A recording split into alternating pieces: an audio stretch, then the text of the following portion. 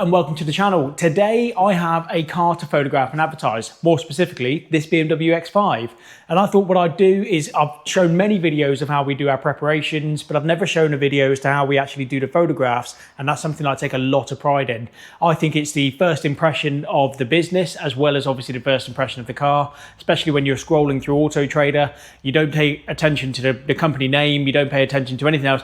You're looking for that car photo that's going to be the one that pops out at you and goes, I want to take a look at that one there. So it is something that I've been doing for years, regardless of the price bracket of car that I've been selling. We started selling cars for £3,000, £5,000, around that kind of market, and I still do the same photograph techniques from there. It doesn't matter how old, mileage, anything like that. They all deserve to have the best advert that they can. And there is a little bit of a science behind it. It's not to say that I'm the best expert on car photography, but I like to think I know what I'm doing.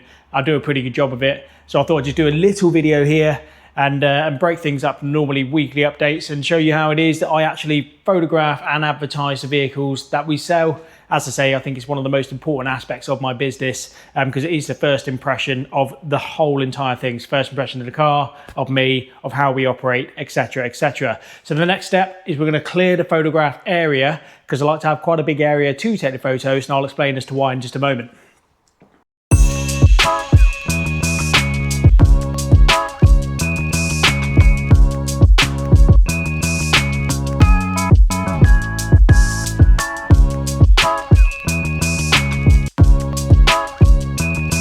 Okay, so nice big area cleared.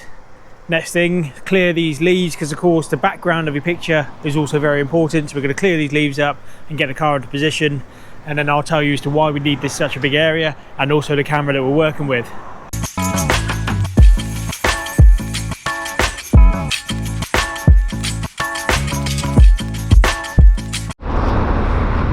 Okay, so that's a nice big area cleared.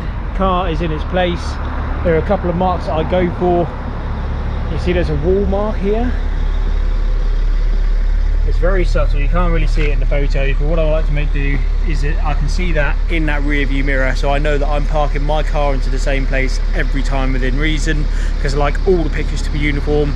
If you go through the front page of the website, you'll notice they're pretty much all in the same space. But the camera that I'm working with is a Canon camera, the EOS 2000D. It's a very mid-range DSLR. Doesn't cost an enormous amount of money. I think it was something like £350 when I first bought it a couple of years ago, and they're probably cheaper than that now.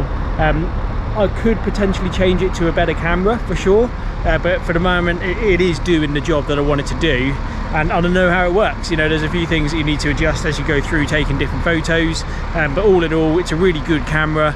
And the reason that we have such a big area is that your camera's zoom is going to be incredibly helpful to you. There are a lot of dealers out there that literally just use their iPhone or whatever phone it is that they've got, which isn't a problem, because they're not bad cameras, they're pretty good these days, but I still prefer to use a DSLR camera. You've got a lot more control over your manual zoom and also your focus should you want it, and I think it just, for car photography, it's still really quite an option that I would recommend. But what we're going to do next, again keeping in with the professional line, is we're going to put a front cover plate onto the BMW, and we're also going to get a bit of tyre shine out, because that never hurts, to make sure that the car looks absolutely what it needs to be.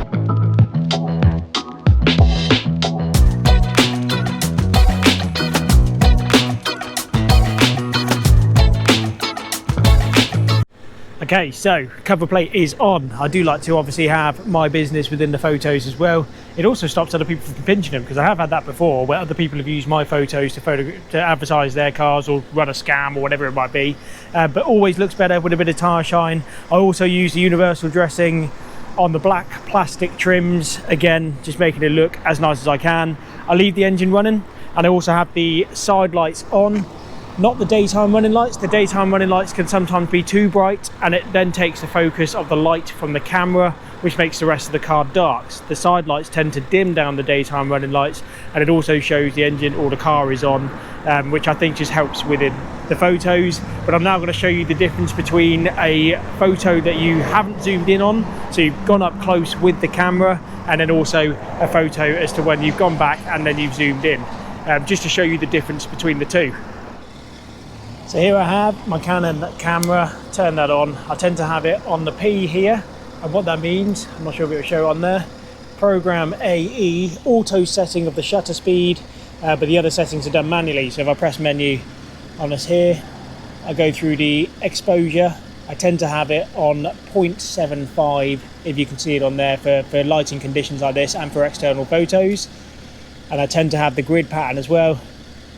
And obviously I've got my zoom too. So what that'll do, the grid pattern, is make sure that I'm nice and level, but I'll even show you, I'll try and be as level as I can with no zoom and full zoom just on this front angle here. So taking a picture of the car, trying to fill the frame like I always do. It's doing the exposure and the focus automatically.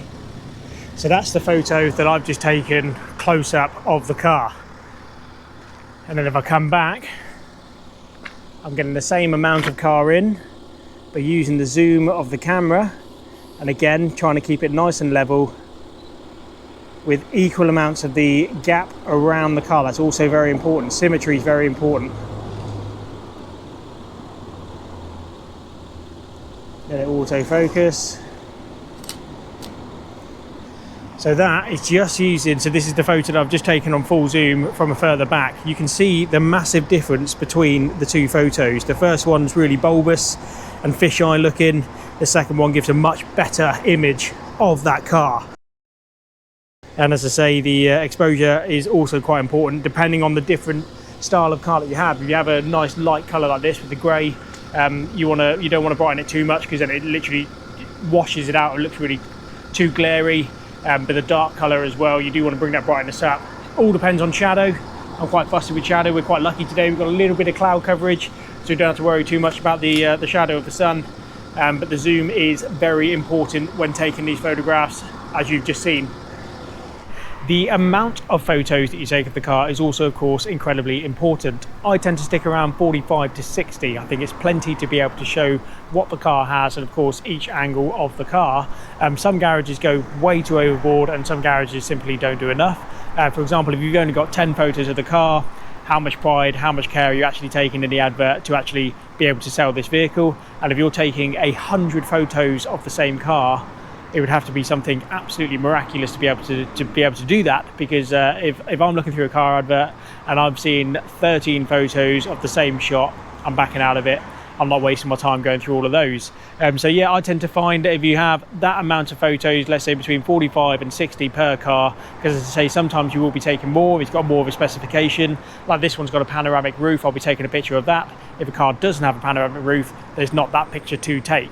But yeah, I tend to find that if you're scrolling through the photos, I want you to be looking at something different each time, rather than just the exact same angle or slightly different angle of the rear quarter. What's the point? It's boring. So yeah, we want to keep them engaged as quickly as we can with nice, sharp, snappy photos. So yeah, I'm going to carry on, do a bit of a time lapse now to show you the externals ones that I do. And then of course there's some very important things to look out for when going onto your internal photos, but we'll get to that shortly.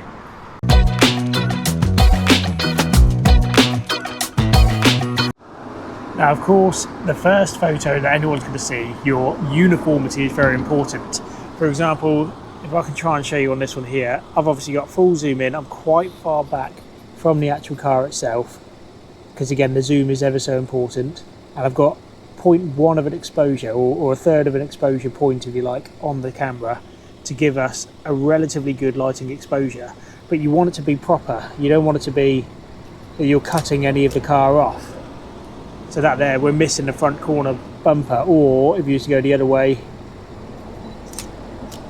And the other important thing of it as well is you don't want too much floor. So you might get the whole car in,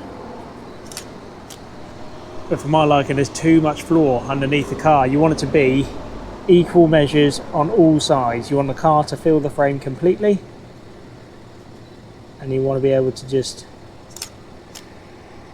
you can tell I've done it a few times now, but I'll put this one obviously onto the video proper so you can see the photo that I'm using for the front of the shot. The uniformity is very, very important. You want it to be that when people are looking through your website, they are very familiar that it is your photographs that you're looking at, because I just think that's ever so important.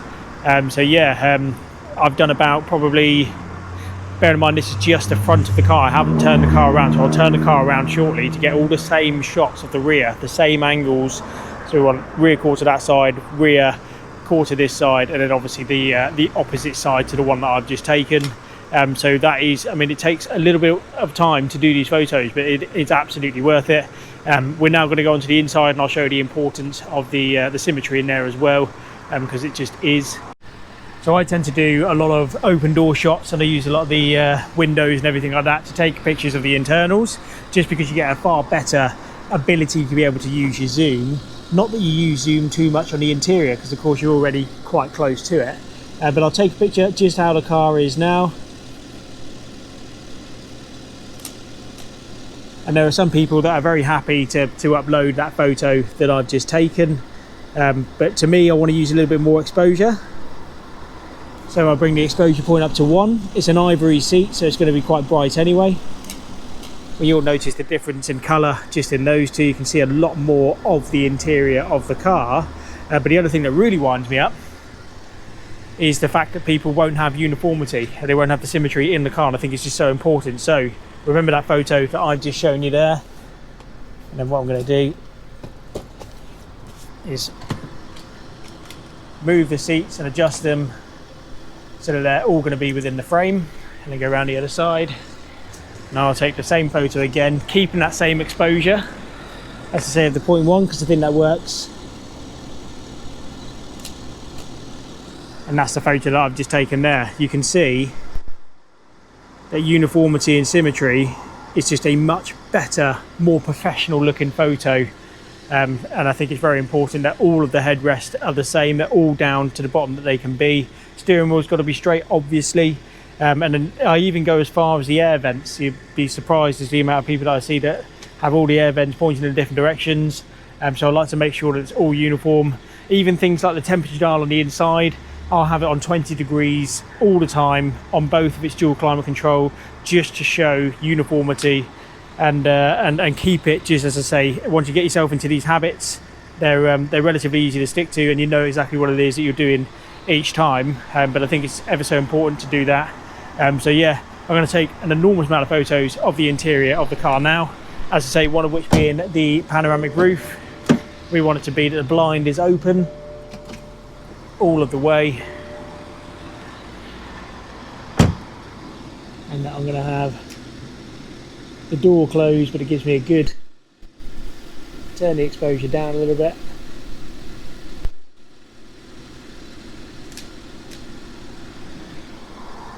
And what I've got there is a photo that you'd only do if you have the panoramic roof, obviously. If you don't have the panoramic roof, you're not going to be taking a photo of that shot.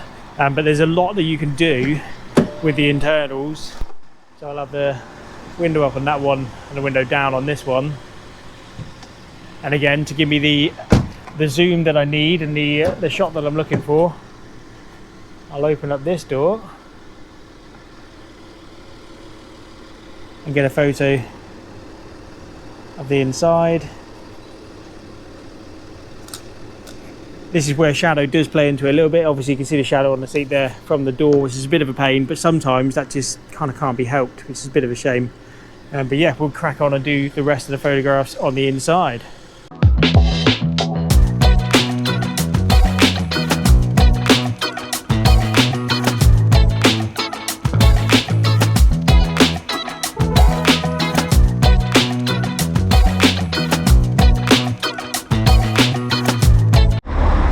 That is all of the internal shots done on the camera, and as I say, we are aiming for that 50-ish, I would imagine, early 50s on this particular one with the spec that it's got.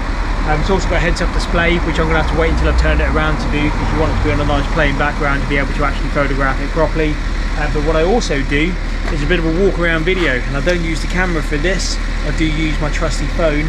The walk-around video I like to make between 1.5 minutes and 2 minutes. It's actually a YouTube video that you've got a link to on our advert, because again, it helps with the algorithm with Auto Trader, the photographs and the video together, put you higher up the rankings, which is always good to know. And also it does give a good walk around so people can see it from all angles, not only on the photos but also on a video too. So I'll quickly do the front end of that now, swap the car around, do the rear shots, and then yeah, you kind of get the idea at this point. Symmetry is very important. There are a few arty shots that I've just done on the interior, but they're never pointless. I never like to take pointless photos. Never do the same photo twice or anything like that.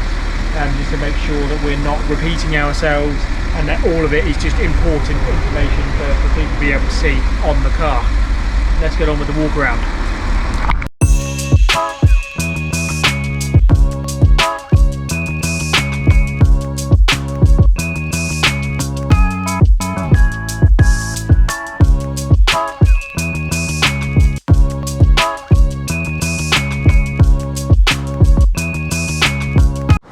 So there we have it. I have finally photographed and advertised this BMW X5, which I've actually had for about 10 days, but obviously we've been doing a fair amount of preparation to the car. But as I say, very happy with the photos I have taken and the walk around video. I do that for every single car. Probably takes me somewhere between 30 and 40 minutes a car to do it. I just think it's worth putting that time and effort. As I say, that is the first impression of your car and also your business and you and everything like that. And I think it's so important to look very professional. Hopefully you found this video useful and you may have learned a tip or two, or if you have any questions, please don't hesitate to get in touch. But yes, I hope you enjoyed the video. Please don't forget to like and subscribe to the channel. It really is appreciated, and I hope to see you for the next one. Thank you.